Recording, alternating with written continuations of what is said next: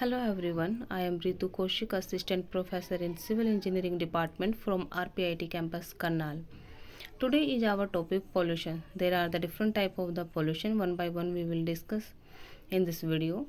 Human activities have a profound impact on the environment. हम सबको पता है कि जो ह्यूमन एक्टिविटी है जैसे industry, agriculture, different different type के जो एक्टिविटी हैं वो इन्वायरमेंट पर इम्पैक्ट करती हैं, especially when it comes to pollution.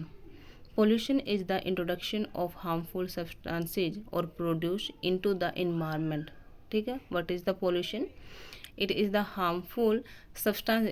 Introduction देता है, ये इंट्रोड्यूस करवाता है किससे, हार्मफुल सब्सटेंसेस से और product into the environment and it affects air, water, soil and even the climate. Here are some of the key ways human activities contribute to pollution. First one, air pollution. Fossil fuel combustion. In our last video we have already discussed about the fossil fuel. मैंने आप लोगों को बताया है कि fossil fuel क्या होते हैं, कि जो बहुत साल पहले जैसे सिविलाइजेशन जब नहीं था तब जो एनिमल्स हैं, जो डेड बॉडीज हैं, जो प्लांट हैं, वो वन बाई वन लेयर में कन्वर्ट होते रहते थे ड्यू टू लैंडस्लाइड एंड वल्कानिज.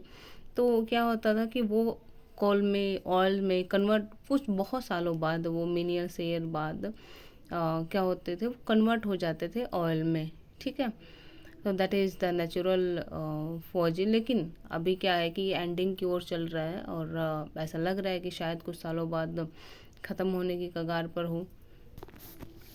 जो फॉजिल फ्यूल कंबशन क्या होता था कि द बर्निंग ऑफ कोल का जलना, oil and gas in power plant, factories and vehicle release pollutant like carbon monoxide and sulfur dioxide, nitrogen oxide and the particulate matter. These contribute to smoke, respiratory problem and acid rain.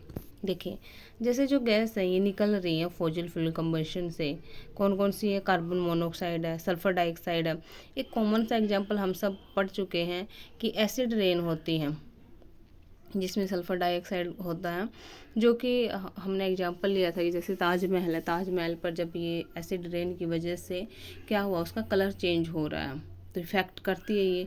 दूसरा, ये जो सांस लेने की problem होती है, अब हम सांस लेते हैं तो हवा हमारे अंदर जाती है, तो उसकी वजह से जो रेस्पिरेटरी प्रॉब्लम होती हैं वो भी होती है. स्मोक, हर जगह धुआं धुआं सा टाइप हो जाता है, हमें कुछ साफ सा क्लियर जो होता है नज़र नहीं आता ड्यू टू एयर पोल्यूशन. फिर है हमारे पास industrial emission. Factories release harmful chemical. अब बहुत सारी फैक्ट्री ऐसी हैं जहाँ पर इतने केमिकल्स बनते हैं, तो वो हार्मफुल केमिकल को रिलीज करती है, like volatile organic compound and heavy metal into the air, affecting both human health and the ecosystem. और ये ह्यूमन हेल्थ और इकोसिस्टम दोनों को बहुत ज़्यादा इफेक्ट करती हैं. Agriculture activity, fertilizers and the pesticides used in farming release chemicals into the air such as ammonia, which contribute to air pollution and the greenhouse gas emission. Green house में हमने पढ़ा है कि मीथेन सबसे ज़्यादा effect डालती है. तो एग्रीकल्चर जब लोग करते हैं तो आजकल बहुत ज़्यादा फर्टिलाइजर्स, जो पेस्टिसाइड्स हैं, उनका यूज करने लग गए और उनमें बहुत केमिकल होते हैं, मोस्टली अमोनिया बहुत ज़्यादा होता है और जिसकी वजह से एयर पोल्यूशन होता है. नेक्स्ट है हमारे पास वाटर पोल्यूशन. इंडस्ट्रियल से फर्स्ट एग्जांपल इसका वही रहेगा कि इंडस्ट्री से जो वेस्ट आता है वो कहाँ करते हैं, कहाँ डंप करते हैं, उसको रिवर में, लेक में, ओशियन में, और वो क्या करता है, उस पानी को ख़राब कर देता है.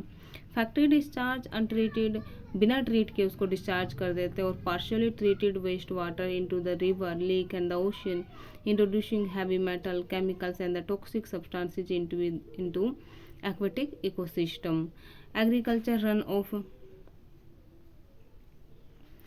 Excessive use of the fertilizers and the pesticides leads to nutrient pollution, which causes aerification. This process deplete oxygen level in water bodies and harming aquatic life.